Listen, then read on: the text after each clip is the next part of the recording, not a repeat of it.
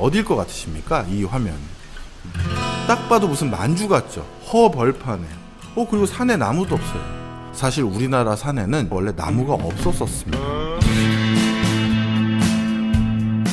여기도 경기도입니다. 우리나라가 했던 수많은 정책 중에서 전 세계에서 가장 인정받고 있는 정책을 하나 꼽으라면 역시 산림녹화입니다.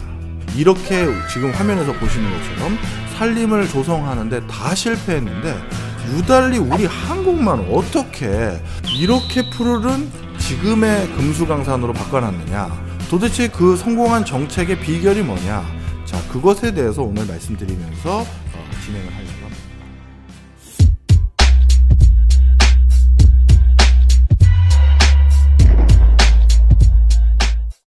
안녕하십니까. 돈이 되는 어른들의 동화 쩔레동화의 박정호입니다.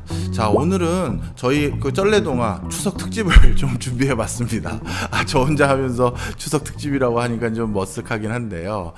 나름대로 코로나19 때문에 고향 가는 거 접고 그냥 집에 계신 분들도 많으실 거고, 그리고 가족들끼리 모처럼 모일 수 있는 기회도 놓치신 분들이 많으실 텐데, 그분들에게 나름대로 위안이 되고자 해서 고향의 정취를 느낄 수 있는 뭘 해드리면 좀 좋을까 하다가요, 우리 고향 가는 길에 보는 아주 즐거운 풍경들, 우리나라 산림, 이 산림에 대해서 좀 가지고 경제적인 얘기하면 좋겠다 싶어서 나무는 정답을 알고 있다, 이런 주제를 가지고 추석 특집입니다.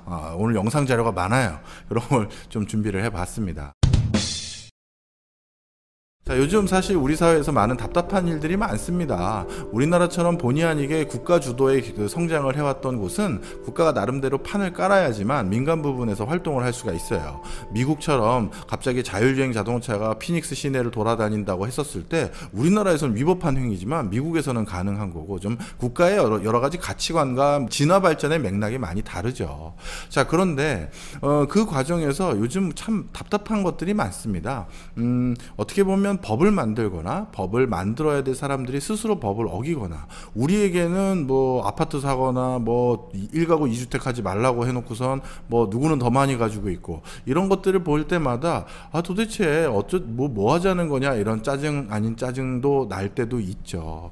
자, 그래서 좋은 정책이라는 건, 아니면 좋은 제도라는 건 어떻게 구성되어야지 되는지, 요거에 대해서 바로 나무가 정답을 알고 있다라는 주제를 가지고 찾아뵌 겁니다. 그럼 하나하나 시작을 해보도록 하겠습니다. 지금 화면에서 보여드리는 여기 어딘지 혹시 맞히시는 분, 정확한 주소지까지 맞추시는 분 제가 저녁 한번 모실까요? 자, 이게 어디냐면요, 한번 제가 약간 시간을 드려볼게요. 어딜 것 같으십니까? 이 화면. 자, 여기가 만주가 아닙니다. 만주가 아니에요. 만주가 아니라 어디냐면 경기도 북부 지역에 해당되는 의정부에서 약간 위로 더 올라간 양주라고 하긴 좀 애매하고 그쪽 동네입니다. 딱 봐도 무슨 만주 같죠? 허벌판에. 그리고 산에 나무도 없어요. 예, 맞습니다. 사실 우리나라 산에는 예전에 지금 화면에서 보시는 것처럼 산에 원래 나무가 없었습니다. 이 동네만 그런 거 아닐까요, 교수님? 또 한 대 보여드릴까요? 여기는 어딜 것 같으세요? 여기도 경기도입니다. 여기도 산에 보면 지금 듬성듬성 잡풀 같은 거나 아주 낮은 어떤 나무 정도만 있지, 지금처럼 뭐 우리 키보다 훨씬 높은 나무들 없어요. 네, 이게 원래 해방 이후 우리나라의 모습이었습니다. 그럼 우리나라에 왜 이렇게 나무가 없었느냐? 여러 가지가 이유가 있었는데, 이것도 가난과 관계가 막 큽니다. 우리나라가 우리는 금수강산 사계절이라고 지금 좋아하긴 합니다만, 예전에 겨울이라는 건 그 겨울 고비를 잘 넘기는 게 무엇보다 중요했어요. 그런 과정에서 가족들이 올 겨울 따뜻하게 보내기 위해서는 무엇보다 먼저 필요한 것은 당연히 땔감입니다. 그럼 어떻게 하면 땔감을 잘 확보해서 올 겨울을 날 수 있을지에 대한 경쟁 아닌 경쟁이 불거지게 됐고, 그런 과정에서 이미 베어버릴 수 있는 나무들 상당 부분은 전쟁통에 일본이 중일 전쟁 때 나무를 좀 활용했다든가, 철도를 놓기 위해서 나무를 활용했다든가, 이런 형태로도 나무가 또 유실됐고, 또 누군가는 땔감을 확보하기 위해서 미리 견실한 나무들을 다 베어갔고, 그런 과정에서 나중에 결국 악순환이 생긴 거예요. 원래 나무에 떨어진 그 낙엽들은 땅 밑에 그대로 놔둬야 되거든요. 그리고 잔가지들이 바람이나 이런 것들로 떨어지면 그게 땅에 그냥 놔둬야 됩니다. 그게 썩어가면서 비료가 돼서 나무가 다시 잘 자랄 수 있는, 어떻게 보면 기름진 토양이 돼주는 건데요. 그런데 나중에는 이렇게 뭔가 아름드리 나무까지는 아니더라도 내 키높이만한 나무도 찾기가 어려워지니 땅에 있는 마른 낙엽부터 잔가지까지 다 긁어가는 겁니다. 그러다 보니까 이제 나무가 제대로 성장할 수 없는 지경까지 갔던 적도 꽤 많다라는 것이죠. 지금은 이런 데가 없잖아요, 교수님. 맞습니다. 옛날엔 이랬는데 지금은 우리가 완전히 달라졌죠. 우리의 지금 어떻게 보면 아주 푸르른 푸르르 금수강산인가 어떤 저기 회사의 어떤 로고인 걸로 기억이 나는데요. 이렇게 바뀌었던 것을 정말 전 세계적으로 한국에서 가장 성공한 정책이 뭐냐 그러면 바로 이런 산림 녹화를 많이 꼽습니다. 그래서 유엔 식량농업기구에서는요 1982년도에 나온 보고서에서 한국은 2차 세계대전 이후 산림 녹화에 성공한 거의 유일한 개발도상 국가다라고 얘기를 하고 있고요. 그 다음에 미국 지구정책연구소에서 이거 우리나라에서 우리나라 자화자찬한다라고 하면 또 안 믿으시잖아요. 그래서 제가 해외 거를 좀 가져왔습니다. 저한테 이런 보고서가 있음을 알려주신 분이 예전에 이제 지금은 은퇴하신 분인데 서울대 산림학 하신 이경준 교수님이신데 정말 제가 한번 프로젝트 때문에 그 워싱턴 DC, 샌프란시스코, 노르웨이도 같이 갔나 한 20일 가까이를 같이 이렇게 먹고 자고 하면서 이런저런 곳을 같이 이동했던 적이 있었거든요. 그때 참 저도 많이 사사받았습니다. 좀 건강하신지 잘 모르겠네요. 자, 그리고 그분이 또 알려주신 게 미국 지구정책연구소라고 여기에서 2006년도 나왔던 보고서에도요, 한국의 산림 녹화는 세계적인 모델이라고 하면서 우리나라가 했던 수많은 정책 중에서 전 세계에서 가장 인정받고 있는 정책을 하나 꼽으라면 역시 산림 녹화입니다. 자, 그러면 다른 여러 나라들 2차 세계대전 이후 폭격으로 폐허가 됐던 이 많은 나라들은 이렇게 지금 화면에서 보시는 것처럼 산림을 조성하는데 다 실패했는데 유달리 우리 한국만 어떻게 이렇게, 좀 전에 화면 다시 보여드릴까요? 이 만주벌판 같은 이런 곳을 지금 다시 한번 보여드리겠습니다. 이 만주벌판 같은 이런 곳을 이렇게 푸르른 지금의 금수강산으로 바꿔놨느냐, 도대체 그 성공한 정책의 비결이 뭐냐, 자, 그것에 대해서 오늘 말씀드리면서 진행을 하려고 합니다. 어떻게 했느냐, 누가 했느냐, 가장 그 산림녹화 사업의 원동력이 됐던 분들은 당연히 우리 국민들입니다. 국민들이 뭘로 했느냐, 무슨 별다른 장비가 있었던 건 아니고요, 정확한 표현, 손으로 했습니다. 자, 보시면 여기 왼쪽에 있는 사진은 어머님들께서, 저기 오른쪽에 있는 사진 남성분들이, 남편이 곡괭이로 여러 산에 있는 모래알을까지는 아니더라도 나름대로 자갈로 바꾸는 이런 작업을 곡괭이로 했었을 때, 그때 너무 굵은 돌덩이들 같은 경우는 어깨에 짊어지고 밑으로 내려보내는 작업을 계속 하고 있는 작업이에요. 이런 작업을 할 수밖에 없었던 이유가 바로 우리나라 여름철에 비좀 오면 나무가 없는 산이다 보니까 계속 토사가 쓸려 내려오는 거예요. 뭔가 밑에서 농작물 좀 키우려고 하면 다시 토사가 쓸어 내려와서 또 이게 다시 한 해 농사 다 망치고, 자칫 잘못하면 집도 덮쳐버리기도 하고, 그러니 불안해서 못 살겠는 거죠. 당연히 그런 차원에서 주민들은 스스로 우리가 다 같이 우리 뒷산에 나무를 좀 심어 봅시다, 제대로 뭔가 나무를 가꿔 봅시다, 이런 노력은 당연히 자발적으로 이루어질 수밖에 없었던 부분이 있습니다. 자, 그런데 이런 것도 나름대로 돈이 있어야 되고 나름대로 여러 정책적인 뒷받침이 돼야 되는데, 자, 지금 이 머리에 바구니에 하나씩 돌 이고 내려가는 모습들 보이시죠? 이렇게 굵은 돌 같은 경우는 자칫 비가 오거나 그래서 이게 쓸려 내려오면 산사태 같은 거 일으킬 수 있으니까 다 실어다가 밑으로 갖다 내리고 있는 거예요. 자, 그래서 우리 어떤 주민들 같은 경우 자발적으로 이렇게 많은 움직임을 해서, 그래서 영일만 사방사업 같은 경우는 맨 위에와 같은 상황이 밑에처럼 나름대로 계단을 만들어서 그 계단을 중심으로 이렇게 나무를 심고 그 다음에는 맨 밑에와 같이 바뀌었다라는 게 바로 주민들이 자발적으로 했다라는 점도 분명히 있습니다. 이게 당연히 영순이에요. 그런데 이것만 가지고는 산림녹화 사업이 성공했다라고 할 수가 없어요. 정책적인 뒷받침도 분명히 있었습니다. 그 정책적인 뒷받침 중에 하나가 뭐냐 하면 우리나라만 있는 아주 독특한 단어인데요. 겁목 사업을 하나 꼽고 싶습니다. 겁목 사업. 이 겁목 사업은 나무를 검사한다라는 단어예요. 자, 이게 무슨 내용인지 좀 설명을 드려보겠습니다.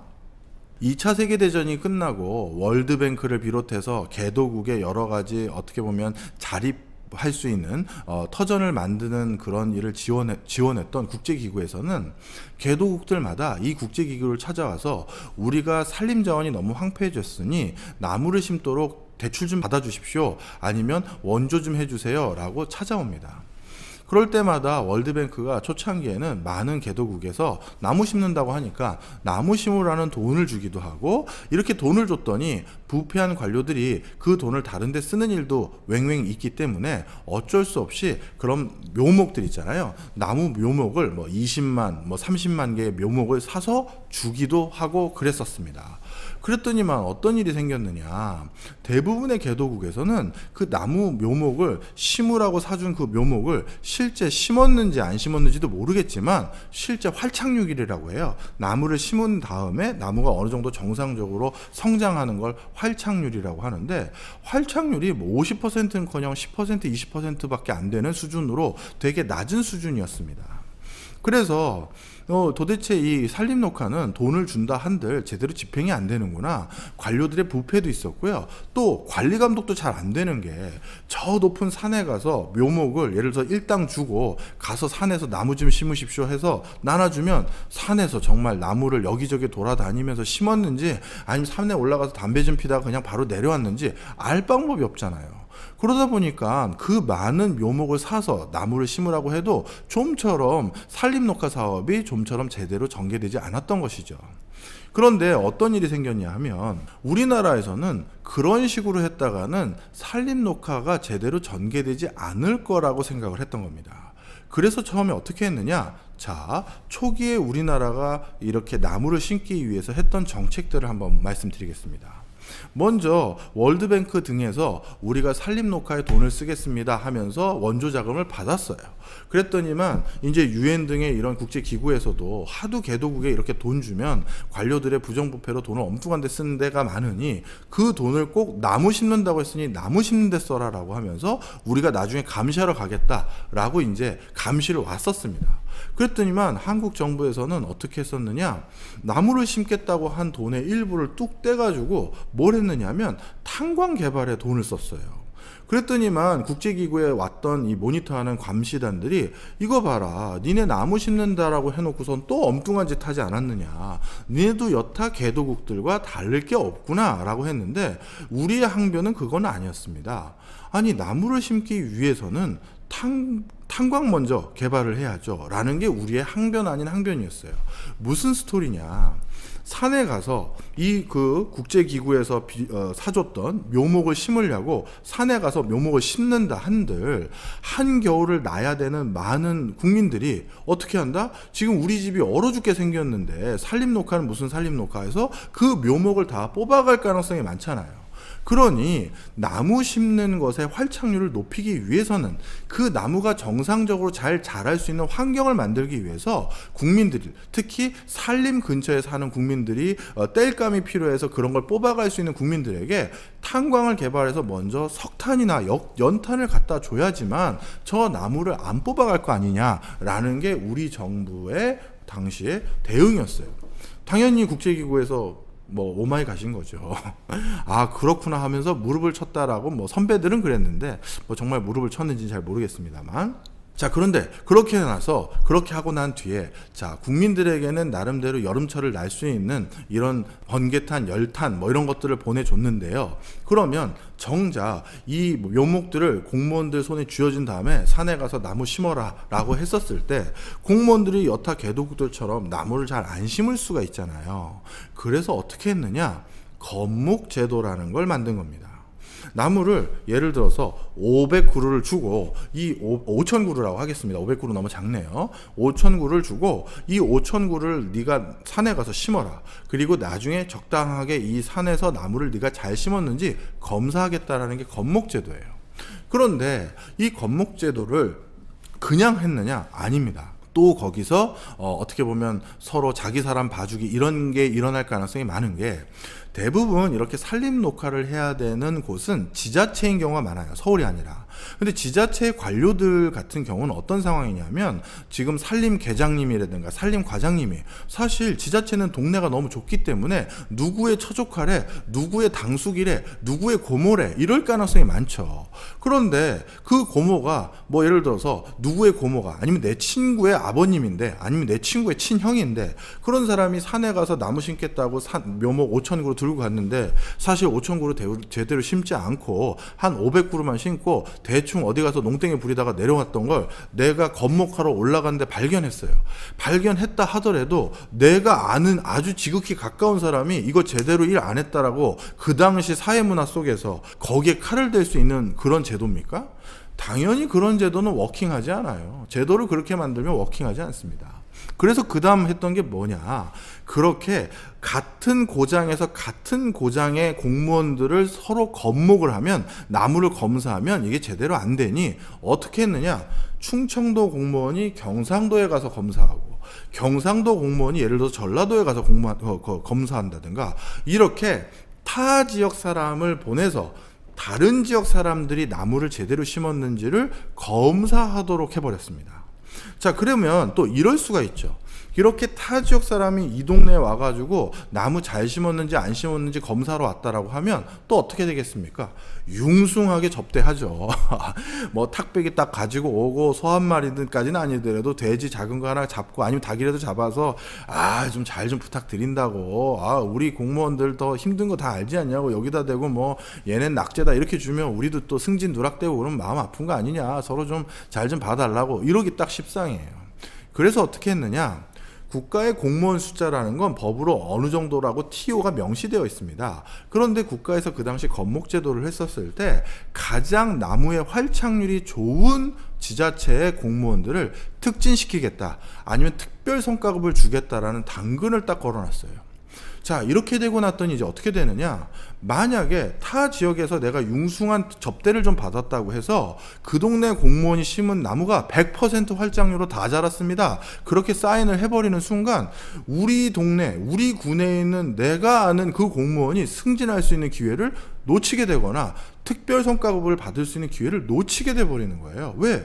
얘는 나무를 그렇게 잘 심었다며 성과를 하는 순간 얘 평가가 뒤로 밀려버리잖아요.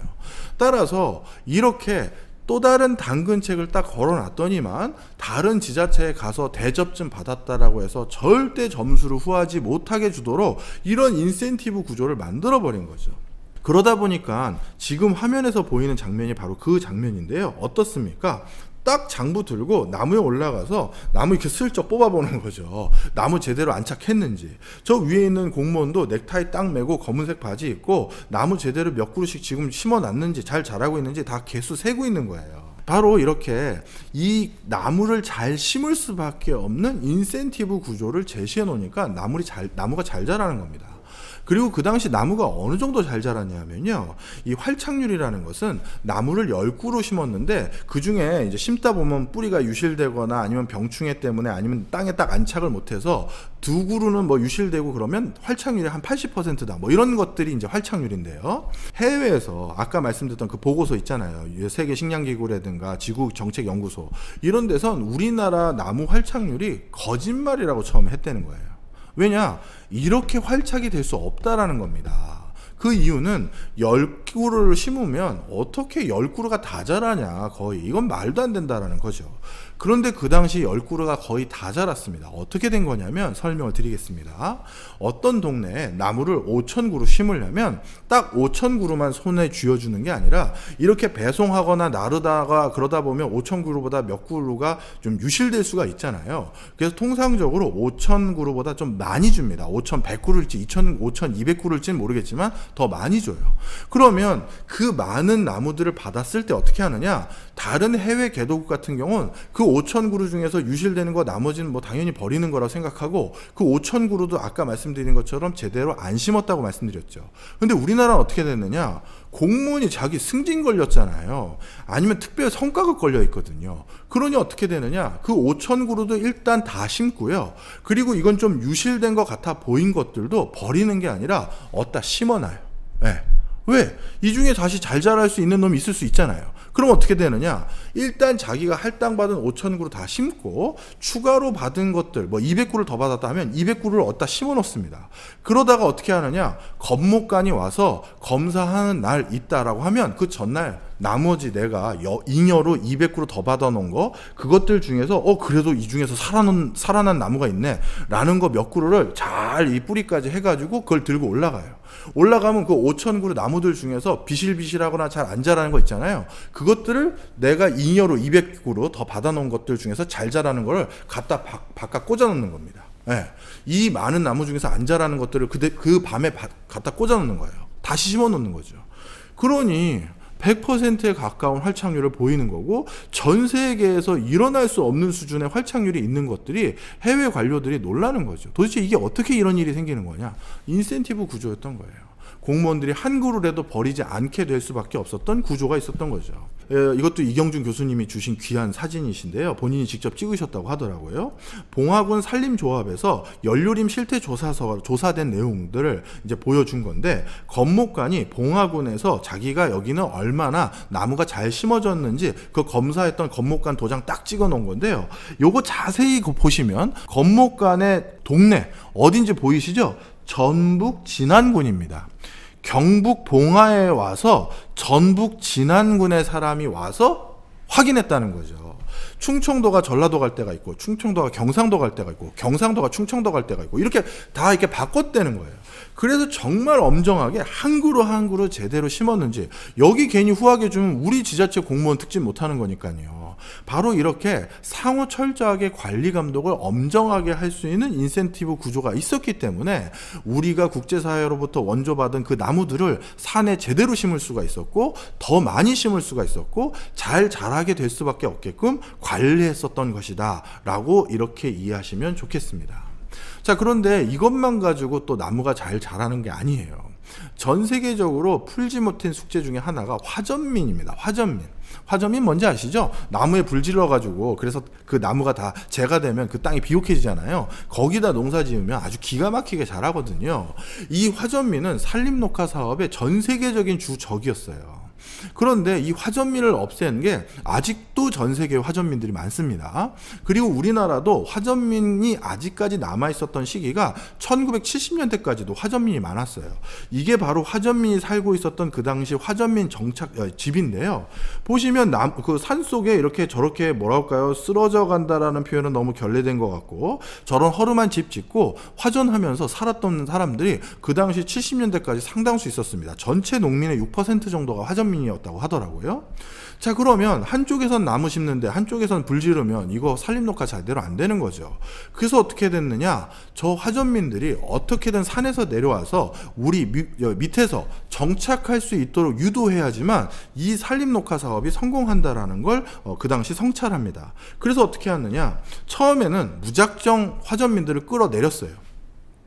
지금 이 장면들은 뭐냐면 산에 사는 화전민들을 억지로 밑으로 이주시키는 그 장면들입니다. 나무에 산에서 가지고 있었던 여러 물건들 들고 끌고 내려오는 그런 장면이죠. 자, 그런데 이거 성공했느냐? 성공 당연히 못하죠. 화전민들이 산에서 사는 이유는요, 거기가 더 편하고 윤택하기 때문입니다. 밑에서 사는 게 더 좋으면 왜 안 내려오겠어요? 그래서 이렇게 억지로 끌고 내려오면 몰래 다시 산으로 올라가고 다시 또 끌고 내려오면 몰래 산으로 올라가는 거예요. 그 당시 하도 중간에 끌고 내려오다가 산으로 도망가는 사람들이 많아서 어떻게 했느냐 하면 이게 되게 재밌는 사진인데 화전민들 끌고 내려오는데 공무원이 맨 어디 있습니까? 맨 뒤에 서 있어요. 맨 뒤에서 어디 못 도망가게 앞에서 내려가는 거 보면서 내려오는 장면이에요. 또 다른 화전민들 이렇게 산에서 데리고 내려오는 장면 한번 보면 이건 공무원이 맨 앞에 있죠. 맨 앞에 어떻게 믿고 화전민들이 뒤에 잘 쫓아올 것이라고 생각하고 내려오느냐? 아이 손 붙잡고 내려가잖아요. 아예 손 붙잡고 내려가니까 뒤에서 알아서들 쫓아올 수밖에 없어. 이 생각하고 맨 앞서서 내려가는 겁니다. 이게 그만큼 화전민 분들을 산에서 데리고 내려오면 다시 올라가고 다시 올라가고 했던 모습이 얼마나 심각했는지를 사진에서 이렇게 볼 수가 있는데요. 이런 사진들은 다 국가기록원에 있습니다. 이게 저도 심심할 때 국가기록원의 사진 자료, 영상 자료 이런 것들 가끔 찾아보는데 우리의 옛날 모습들이 있고 또 정책적인 시사점도 많아요. 저는 이제 정책 연구하고 공부하는 사람이니까. 그래서 이제 이런 것들을 보면 그 당시에 어떤 풍광이 저절로 눈에 보이는데요. 자, 이렇게 공무원들이 화전민을 억지로 끌고 내려와도 억지로 내려오게 하는 게 이 화전민에겐 오히려 손해가 되니까 이런 손해가 되는 정책은 아무리 강제적으로 집행해도 국민들이 절대 지키지 않습니다. 나에게 손해가 되는 정책을 어느 국민이 지키는 그런 나라의 국민이 어디 있어요. 자, 그래서 어떻게 했느냐. 이게 굉장히 아주 의미심장한 사진인데요. 강원도 사진입니다. 저기 옆에 보이시는 산 보이시죠? 민둥산이에요. 화전민들 때문에 산에 나무 한 그루가 없죠. 네. 저런 민둥산이 바로 옆에 보이는 저기 어떻게 했냐면 화전민들이 밑에서 와서 살 수 있게끔 화전민 정착촌을 굉장히 그럴싸한 양옥으로, 아까 위에서 보였던 초가집과 확연히 구별되죠. 이런 베니아판으로 만든 거긴 하지만 그래도 양옥으로 화전민 정착촌을 정말 멋지게 지어줍니다. 내려와서 사는 게 너에게 훨씬 더 윤택한 삶이 있을 거야 라고 화전민 정착촌을 지어주고요. 더 중요한 사진이 이 사진 안에, 더 중요한 메시지가 이 사진 안에 있는데요. 자, 이 정착촌 하면 바로 이쪽, 언제 쪽입니까? 이쪽 부분에 지금 뭐가 보이세요? 학교죠. 학교를 지어준 겁니다. 뭐냐, 당신들은 화전민으로 평생을 살지 모르겠지만 애까지 화전민으로 키울 거냐? 라는 메시지인 거죠. 애 학교 보내라고 화전민 정착촌 바로 옆에 학교 지어준 거예요. 애만큼은 이제 밑에서 정상적인 회사 생활을 하거나 다른 것을 할 수 있는 기회를 만들어주는 게 낫지 않겠냐, 그런 메시지를 같이 담아준 것이죠. 자, 그런데 집만 있고 애 학교 보내는 것도 좋긴 좋지만 무작정 내려올 수는 없어요. 왜? 화전민들이 위에서 사는 가장 중요한 터전의 기반은 불질러서 농사지어서 먹고 살 수 있었기 때문입니다. 근데 밑에선 그럼 내가 지분이 있을지언정 내가 어떻게 먹고 살라는 거냐? 그래서 화전민들에게 직업도 줬습니다. 이거는 화전민들에게 일자리로 줬던, 국가에서 운영했던 양묘장이에요.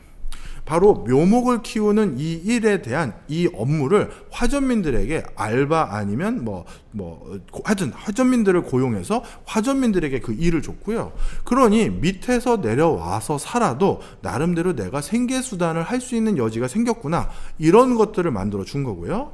자, 남성분들에게는 이건 어떤 장면이냐면, 화전민들 남성분들에게도 뭔가 일자리를 줘야 되잖아요. 여성분들은 양묘장에서 일한다 하더라도. 그래서 화전민이 나무를 오히려 더 가꾸도록 유도하기 위해서 저게 뭐냐면 양봉이에요. 양봉을 치는 방법을 가르쳐주는 장면입니다. 꽃이 더 많이 자라고 수풀이 우거져야지만 내 직업이 될 수 있는 양봉이 더 잘 되는 거잖아요. 그래서 양봉을 치면서 그 당시에 고부가가치 산업으로 인력으로 이제 활용될 수 있는 여지를 가르쳐줬던 그 장면인 겁니다. 이제 화전민이 나무를 태우는 것이 아니라 나무를 지키는 사람으로 바뀌어버린 것이죠. 그런데 이것도 하기가 싫다, 나는 양봉 싫다, 나보러 무조건 양봉만 치라고 강요하면 내가 내려가서 하고 싶은 사람, 살고 싶은 사람 누가 있겠어요. 그래서 다른 직업에 대한 옵션들도 많이 제시했습니다. 그 중에 하나가 환경미화원이에요. 이 장면은 화전민들이 그 당시 환경미화원으로 고용돼서 공무원으로 생활하면서 정착할 수 있는 기회를 줬던 장면들인 것이죠. 자, 이렇게 집 주고 애들 학교 다니면서 미래를 더 꿈을 키울 수 있는 환경 만들어주고, 어머니 아버지 직업 주고, 자, 당연히 어떻게 되겠습니까? 우리나라는 전 세계에서 가장 빠른 속도로 화전민이 없어졌던 나라가 바로 됐던 게 바로 이런 정책 때문이에요. 국민 스스로 지키고 싶은 정책을 만들어 주니까 당연히 스스로 지킬 수밖에 없고, 그런 정책 때문에 나무를 심고 관리하겠다는 가장 궁극적인 그 골, 그것도 또 원활하게 달성될 수 있었던 것이죠. 지금 우리나라는 이 산림자원이 전 세계적으로 인정만 받고 있는 것이 아니라요. 언젠가 제가 혹시 이경준 교수님 한번 모시고 오면 정말 나무 얘기 아주 재밌게 들으실 수 있을 텐데, 나무가 가져다주는 경제적 가치라는 건 이건 진짜 숫자로 상상을 초월할 정도입니다. 대표적으로 올해도 우리가 수해가 정말 심각했잖아요. 태풍이 연달아 3번인가 4번 오고요. 자, 그런데 이 나무, 그때 우리가 나무 심는 걸 만약에 실패했다면 정말 큰일이 났었을 거예요. 나무가 저장하는 물의 양은 총 180억 톤입니다. 그런데 우리나라에 건설되어 있는 49개 댐이 거기에 저장하는 저수의 양은 140억 톤에 불과해요. 그러니 그 당시 우리가 심었던, 국민들이 자신의 뒷산에 나무 심기 위해서 그 손을 가지고 하나하나 다 나무 다 심기 위한 노력했던 자발적인 움직임, 이게 영순이고, 그 다음에 국가 차원에서도 국민 스스로가 나무를 지키고 가꿀 수밖에 없는 지키고 싶은 정책을 만들었던 이 제도, 이 2개 때문에 지금 댐 49개 이상의 건립 효과를 벌써 수해 부분만 하더라도 이렇게 확실하게 볼 수가 있는 성과다, 이렇게 보시면 되겠습니다. 자, 우리가 모르겠습니다. 뭐 그래도 부모님 꼭 뵈야 되실 분들은 당연히 고향 가시는 분들 계실 거예요. 지금 고향 가는 그 길목 어디선가 혹시 나무가 아주 우거지게 있는 모습을 보셨다면, 이게 우리나라가 현대사에서 가장 기적적으로 만들어낸 성과고 우리가 후손들에게도 꼭 물려줘야 될 중요한 터전이라는 거 오늘 이 시간 알았으면 하는 바람입니다. 저희 쩔레동화는 다음번에 또 다른 특집에서 또 찾아뵙도록 하겠습니다. 감사합니다.